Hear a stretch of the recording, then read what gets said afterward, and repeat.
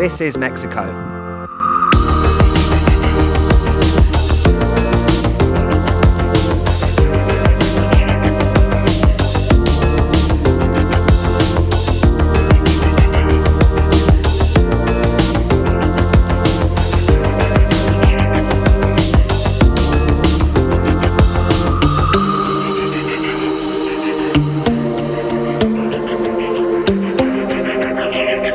Hola amigos, and welcome back to Mexico. Today is Tuesday morning and it's once again another beautiful sunny day here in central Mexico, and this video is very much a continuation of the last one, which was in San Miguel, and the theme of this video is all about the stark contrasts of Mexico. So as you saw in the last video, I wasn't particularly overly enamored by San Miguel from the point of view of a long-term traveller and digital nomad.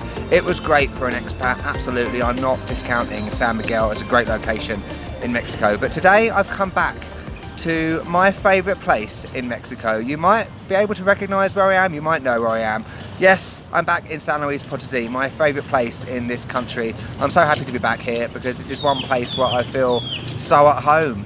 It is beautiful, and we're going to look at the contrast between somewhere like San Miguel, which is very popular with expats, is full of foreigners, and somewhere like San Luis, which is very much still undiscovered in terms of tourism, and largely I feel like the only foreigner here. So it's the complete antithesis, the complete opposite of San Miguel in many ways. Right, I've had to sit down here because I was getting sprayed by the sprinklers. Fantastic, that would not be a good look. And I'm once again staying in Barrio San Sebastian, and if you're a San Luis resident, hello everyone, you will know where that is, and you'll probably be able to recognise where I am right now. I'm in that little park in the middle of San Sebastian, Oxo just over the road, benches everywhere, colourful buildings everywhere. What more do you need, you know? And I'm once again staying at Elizabeth's place, so I stayed with her the last time I was here. Fantastic little Airbnb. I'm going to put the link to her Airbnb down in the description below. And if you're thinking of coming to San Luis, this is an ideal location because it's quiet, it's convenient, it's about 10 minutes walk to Centro, where we're going to go in a little bit. It's just perfect because I feel like a Mexican here. I don't feel like I'm surrounded by foreigners. Not that that's always a bad thing, but you know, it just gives you that little break. And if you're long-term traveling and you want to feel like a local, somewhere like San Luis is perfect in comparison to San Miguel. We're going to go that way, I think. I went there yesterday and there were various things I saw which I thought that would be good for a video, and I haven't been there before. So let's get going.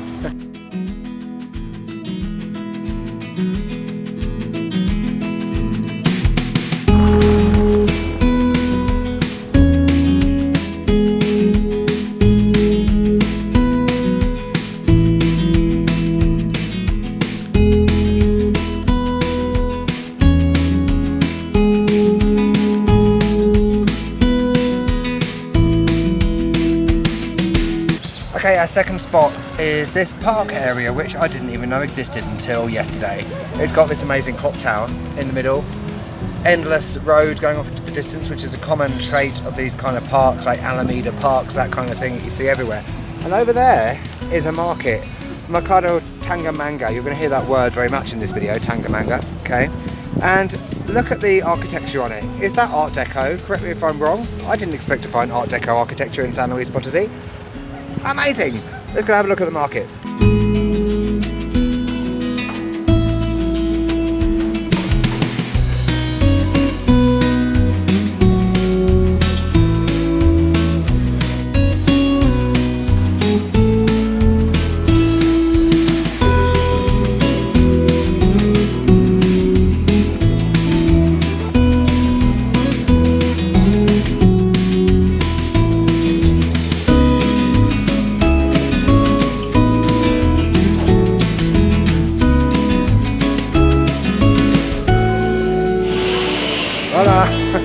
So there's everything you'd expect to find in these markets.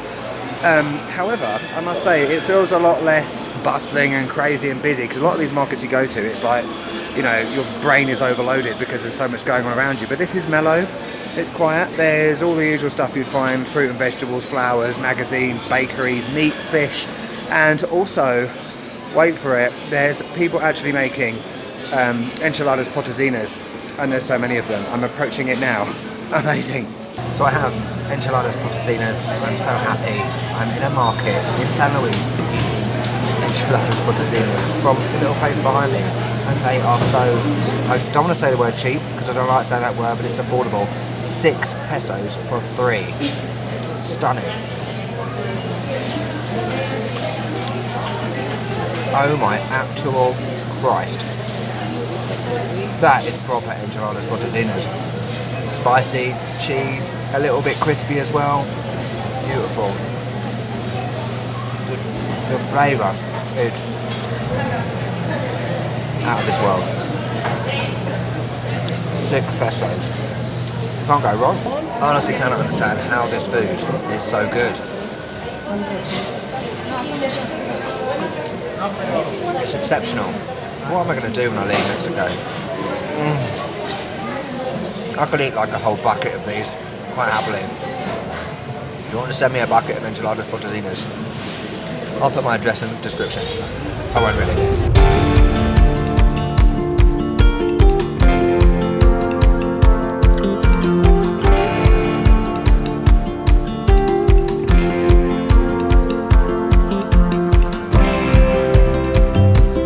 Okay, we're back in the Centro area of San Luis, which I've got to say is one of the best places in Mexico in my eyes.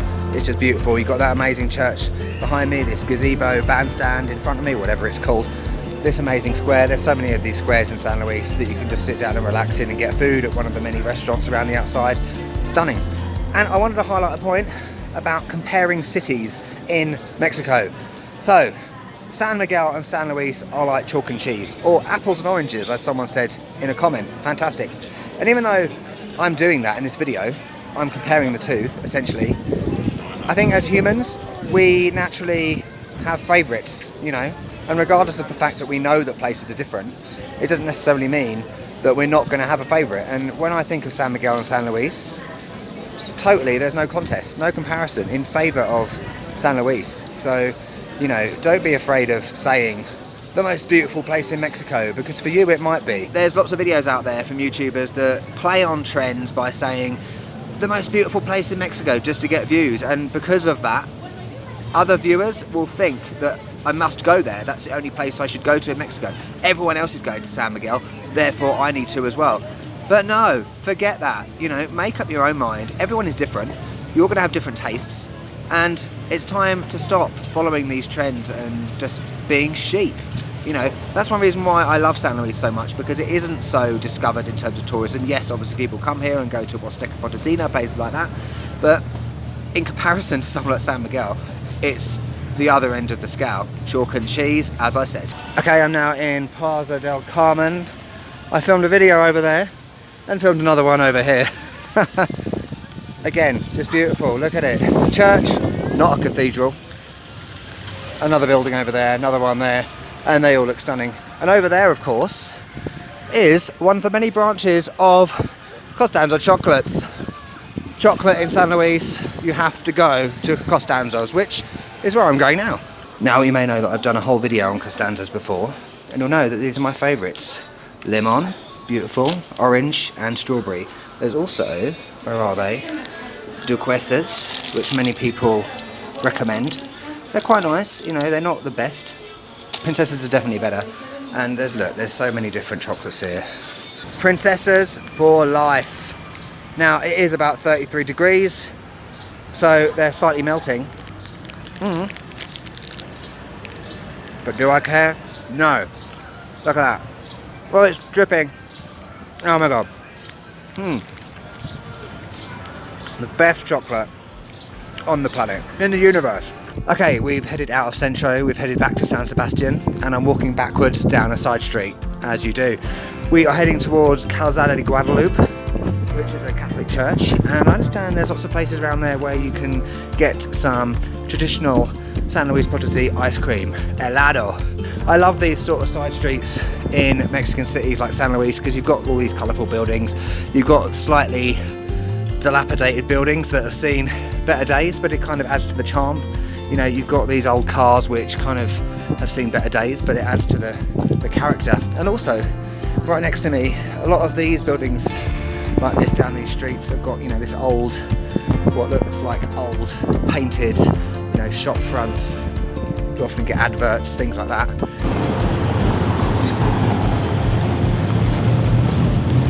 Wowzers. This is the life, amigos. I think I found another side of San Luis that I fall in love with.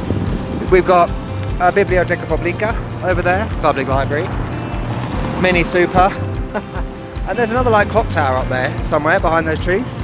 So this library building, it then becomes some sort of military place. There's a lot of soldiers, army guys, but it's so impressive. Look at it. San Luis surprises me once again. Yeah, so obviously military. Well, slap me round the face and call me Manuel.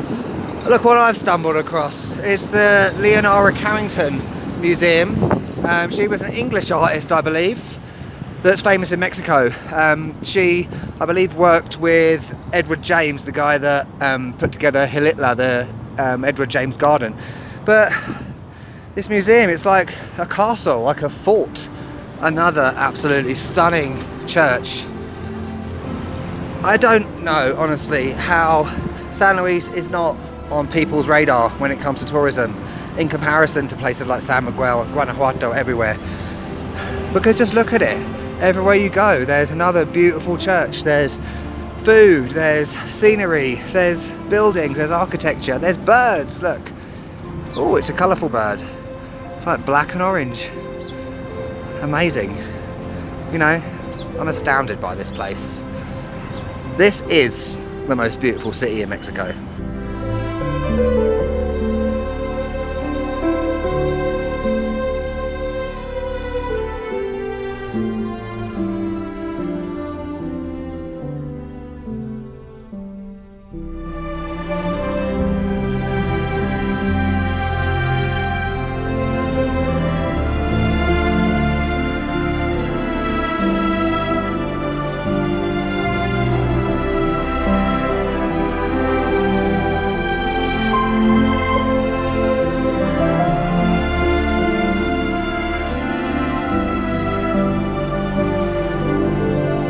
You don't need me to describe it. The Basilica de Nuestra Senora de Guadelupe was amazing. I'm looking for an ice cream place, but I can't find one. I was told on the live stream that there are many places around this church, but there isn't. All I can find is zapaterias, shoe shops, and like car places. I looked one up on Google Maps yesterday in preparation, helado tucky tucky, but it doesn't exist. So I might try and do that in another video. So what we're going to do is we're going to go to our final stop of this video, which is somewhere that you've been recommending me to go since the dawn of time, or perhaps even before that, maybe even the time of the dinosaurs, who knows. So let's get in a taxi. Over the clouds, across the ocean, I was trying to hide from my emotions, but now they're here to confront. Right, quick taxi, and I'm at Parque Tangamanga, despite the taxi driver taking me to Plaza Tangamanga, but I think that was more likely my stupidity and bad Spanish than his mistake. Yes. So let's go in the park. And I've got to say, this part of San Luis feels different, because there's houses and buildings back there that look slightly more affluent, if you know what I mean. We've got interesting architecture here. Plaza Palmas, slightly Art Deco as well. I'm loving the Art Deco in San Luis today.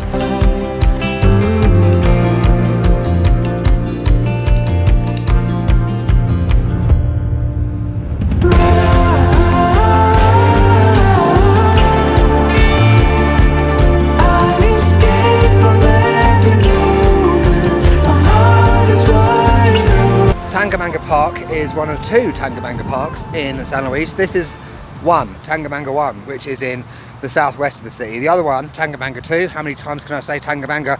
Apparently a lot, is in the north, which is on the site of the former airport, and it's also now a motor racing track as well. This video is so long, but I love San Luis, so I don't care. And if you love San Luis, you will also not care. And I've got to say, this is a surprise. This park reminds me of Bushy Park. If you're from the UK, specifically from London, you want to know Bushy Park, Richmond Park. You know, I grew up near there in the southwest of London. I used to go there all the time when I was a kid. My dad fell in the fountain in about 1986. Memories. And this is just like it. It's quiet. There's this road going through the middle. there are also apparently deer in this park. I've seen photos, trust me. Where are the deer? And there are also deer in Bushy Park. So this is the first time ever I felt like I'm in the UK, in Mexico. What a miracle. Wowzers, what a day. I've had the longest day today and the longest video, but I've had the best day back in San Luis, where I belong. It's just been awesome, and many of the places I went in this video I didn't even know existed until a couple of days ago, so it just goes to show that as well as the last videos I did here 3 months ago, there's so much more of this city to explore, and there's so much variety, not only in this city but in the state, which is shaped like a German Shepherd dog, if I remember rightly. So you've got Huasteca Potosina, waterfalls everywhere, Hilitla, Edward James Garden, Realty 14, desert, rainforest, Cedral, Matahuala, as well as many more places which I haven't been yet and I won't get a chance to go to. So it just goes to show the variety in this city and state. And going back to the beginning in terms of stark contrast, I don't think I need to describe that, because I think you can see that from this video in terms of the differences between here and somewhere like San Miguel, which is very much frequented by foreigners. There's no foreigners here. There probably is, but I just haven't met them. So ultimately, I think the purpose of this video is the fact that, you know, if you haven't been to Mexico before and you're reading brochures and watching YouTube videos about places where everyone goes, or you've been to Mexico before to somewhere like San Miguel and maybe you think that is the epitome of Mexico, and this might sound patronizing, but I don't mean it to sound like that. There is so much more to Mexico, and if you have the opportunity to explore and go further and broaden your horizons, do it. Absolutely do it, because you can find places like this, which are absolute gems, that haven't been touched by tourism to a certain degree in comparison to those places that are just so common, so ordinary in many ways. This is Mexico. So thanks for watching. Hope you enjoyed this video being back in San Luis. What did you think of the places I went to today? And what do you think of San Luis in general? And comment on the whole contrast thing. That would be great. I'm sure it would be controversial. Next time we'll be heading elsewhere in San Luis, and I'll be heading to Zacatecas in a few videos time. So thanks for watching, and I'll catch you later.